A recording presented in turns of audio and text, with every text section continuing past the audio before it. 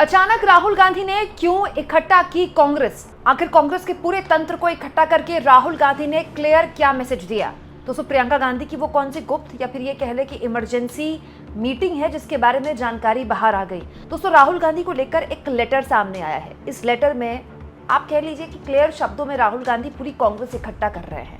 क्यों, किस उद्देश्य से, और राहुल गांधी का ये फरमान कैसे मोदी सरकार को घेरने के लिए जाहिर तौर पर बनाया गया है। और दोस्तों, राहुल गांधी का ये फरमान क्यों मोदी सरकार के लिए मुश्किल बन सकता है, मैं बताती हूँ आपको। दरअसल दोस्तों, ये लेटर कांग्रेस पार्टी ने शेयर किया है जिसमें राहुल गांधी चिट्ठी लिख रहे हैं। किसको चिट्ठी है मैं आपको बताती हूँ। जितने भी अलग अलग राज्यों के डीसीसी और प्रदेश कांग्रेस कमेटी के अध्यक्ष हैं, अलग अलग राज्यों में कांग्रेस पार्टी के कई अध्यक्ष हैं, सारे राज्यों के अपने अध्यक्ष हैं और महासचिव हैं, उनको चिट्ठी लिखते हुए अगर आसान भाषा में कहें तो उनको एक तरह से सपोर्ट मांग रहे हैं राहुल गांधी। किससे? राहुल गांधी यहाँ पर लिख रहे हैं कि आईएनसी यानी कि यूथ कांग्रेस और एनएसयूआई जो छात्रों की गूंज कैंपेन चला रही है उसको लेकर वो दरअसल चिट्ठी लिख रहे हैं सारे डीसीसीज को और प्रदेश कांग्रेस कमेटी के अध्यक्षों को।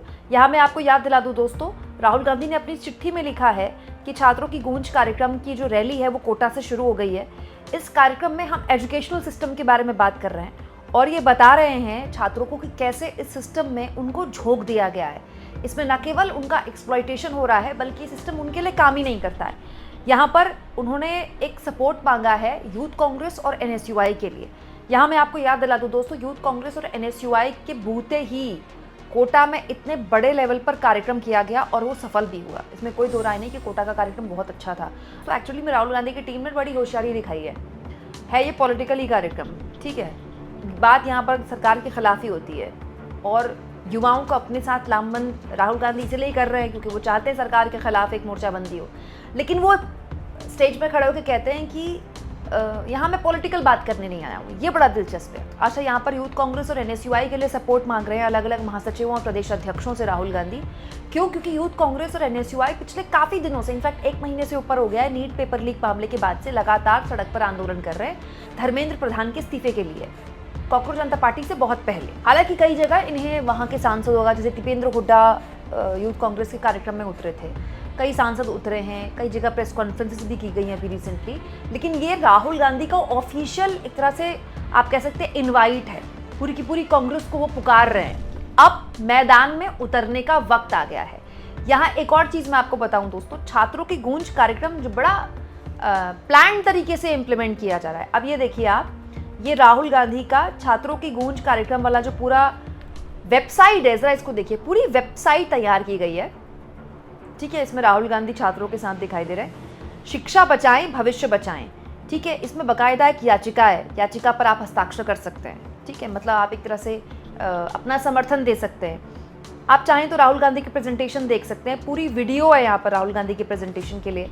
और राहुल गांधी इस अपने शिक्षा के गूंज कार्यक्रम के तहत क्या क्या करना चाहते हैं, इसमें यह भी लिखा है कि हम चाहते हैं कि बच्चे सपने बड़े देखें, हम चाहते हैं कि वो सपने अचीव कर पाएँ और ये सब कुछ मिनिमम कॉस्ट में करें, वो खर्चीला ना हो उनके लिए अपने सपने अचीव करना। कोटा का कार्यक्रम यहाँ पर हो चुका है, इलाहाबाद में 10 जुलाई को होने वाला है, पटना में 11 जुलाई को होने वाला है और दिल्ली में 14 जुलाई को होने वाला है। और क्योंकि कोटा में बहुत सफल हो गया है तो माना जा रहा है कि अलग अलग डेट्स में जो ये अलग अलग राज्यों में होने वाला है, यहाँ भी सफलता मतलब बहुत इंपॉर्टेंट है कांग्रेस पार्टी के लिए। यहाँ मैं आपको याद दिला दूँ दोस्तों, कोटा, इलाहाबाद, पटना, दिल्ली, ये सारे जो पॉइंट्स है ना बड़े इंपॉर्टेंट है। यहाँ बहुत बड़े लेवल पर कोचिंग सेंटर्स हैं। कोटा तो गढ़ है, इसके बाद आप प्रयागराज आ जाइए, ठीक है, उसके बाद आप पटना आ जाइए, दिल्ली आ जाइए। जब भी पेपर लीक होता है यहाँ सबसे ज़्यादा स्टार टीचर्स आते हैं स्टूडेंट्स के सपोर्ट के लिए। नीचे अगर आप इस वेबसाइट में आएंगे तो आप देखेंगे कि किस तरह का ये पूरी याचिका है जो राहुल गांधी ने तैयार की है। इसके तहत बच्चे अपनी बात रख सकते हैं कि एग्जैक्टली वो क्या सोचते हैं। देखिए यहाँ पर सुझाव भी मांगे गए, शिक्षा व्यवस्था में बदलाव के लिए हमें सुझाव दें, ठीक है। इसमें बच्चों को ऐसा फील होगा, स्टूडेंट्स को ऐसा फील होगा कि हमें सुना जा रहा है, एटलीस्ट हमारा फीडबैक मायने रखता है। इसके बाद राहुल गांधी का पूरा ही वेबसाइट बता रही है सिस्टम कैसे छात्रों को बर्बाद कर रहा है। इसमें सारी वही बातें हैं दोस्तों मोस्टली जो राहुल गांधी अपने प्रेजेंटेशन में बोल चुके हैं। एक संस्था, शून्य जवाबदेही, कक्षा में राजनीति, मतलब पूरा एक खाका छात्रों की गूंज इस वेबसाइट से बताया गया है। मतलब ऑफलाइन ऑनलाइन कांग्रेस पार्टी को एकत्रित करने की और उसमें युवाओं को अपने साथ जोड़ने का ये पूरा का पूरा बंदोबस्त है। दिलचस्प ये है कि ये जब सब कुछ हो रहा है तो प्रियंका गांधी को लेकर एक खबर आई है दोस्तों कि प्रियंका गांधी ने देश के अलग अलग हिस्सों के बड़े नेताओं को बुलाकर दिल्ली में मीटिंग की है। दैनिक जागरण की इस खबर के मुताबिक कांग्रेस ने देश के 28 राज्यों के प्रमुख 28 शहरों में ये जो आंदोलन है वो खड़ा करने की तैयारी कर ली है और इसके लिए वो बहुत बड़े लेवल पर युवाओं और बेरोजगारों को अपने साथ जोड़ने की कोशिश कर रहे हैं। और इसके लिए कांग्रेस महासचिव प्रियंका गांधी ने 28 राज्यों के प्रमुख सक्रिय नेताओं को नई दिल्ली में बुलाकर इस आंदोलन के संचालन के लिए अपनी कोर टीम को जिम्मेदारी सौंपी है। हर नेता की कोर टीम होती है, जैसे प्रियंका गांधी की अपनी कोर टीम होगी, राहुल गांधी की अपनी कोर टीम होगी।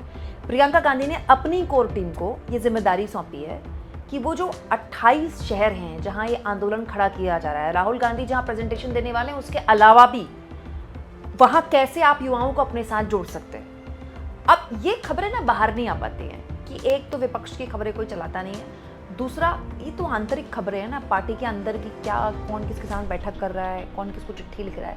लेकिन दोस्तों ये जो हो रहा है इससे एक बात समझ में आती है कि कांग्रेस पार्टी के बात पल्ले पड़ गई है कि अगर आपने अब भी छात्रों को अपने साथ लामबंद नहीं किया तो आप सरकार के खिलाफ एक बहुत बड़ा पॉइंट छोड़ देंगे। अच्छा, ये तब से शुरू हुआ है जब से कॉकरोच जनता पार्टी सोशल मीडिया में अचानक जब बढ़ रही थी, जब जमीन पर नहीं उतरे थे, आंदोलन शुरू नहीं हुआ था, तो हर जगह कॉकरोच के एआई चल रहे थे। याद होगा आपको, अचानक से यूथ कांग्रेस वाले भी कॉकरोच बन गए। यूथ कांग्रेस वालों ने टी शर्ट पहननी शुरू कर दी, उसमें कॉकरोच बना, कॉकरोच ने टी शर्ट पहनी हुई यूथ कांग्रेस की। क्यों? क्योंकि अल्टीमेटली क्या है, कॉकरोच जनता पार्टी बन पाएगी नहीं बन पाएगी, वो कभी संगठन अपना खड़ा कर पाएगी, चुनाव लड़ पाएगी, वो अलग बात है। उसकी मांग भी कभी पूरी हो पाएगी पता नहीं, उसके धरने को, उसके अनशन को सुना जाएगा नहीं सुना जाएगा पता नहीं। लेकिन अगर वो अभी तक प्रदर्शन कर रही है और अगर वहाँ थोड़े भी लेकिन लोग आ रहे हैं तो ये इसका प्रमाण है ना कि युवा कम से कम किसी चीज़ को लेकर सरकार को बताना चाहता है। और ये इसमें कोई दो राय नहीं दोस्तों कि पेपर लीक एक बहुत भारी समस्या है। सोचिए, दिल्ली में जंतर मंतर पर सीजेपी प्रोटेस्ट पर बैठी हुई है, पेपर लीक को लेकर इतनी भयानक एक अवेयरनेस है देश में, फिर भी महाराष्ट्र में आज एक पेपर लीक हो गया। दोस्तों, महाराष्ट्र का जो टीचर एलिजिबिलिटी टेस्ट होता है टीटी, वो आज कैंसिल करना पड़ा क्योंकि लीक हो गया। एक सोचिए, एक राज्य अपना टीचर वाला पेपर, टीईटी पेपर नहीं करवा पा रहा ठीक से। कितना पंगु हो चुका है पूरा सिस्टम, किस लेवल पर पंगु हो चुका है।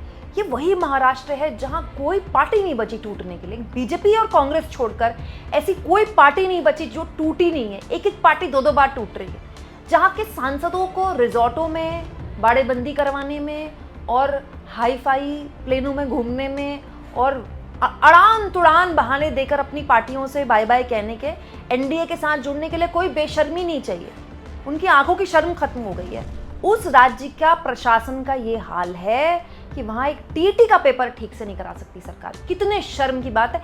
और ये तब हो रहा है जब ऑलरेडी पेपर लीक एक मुद्दा है।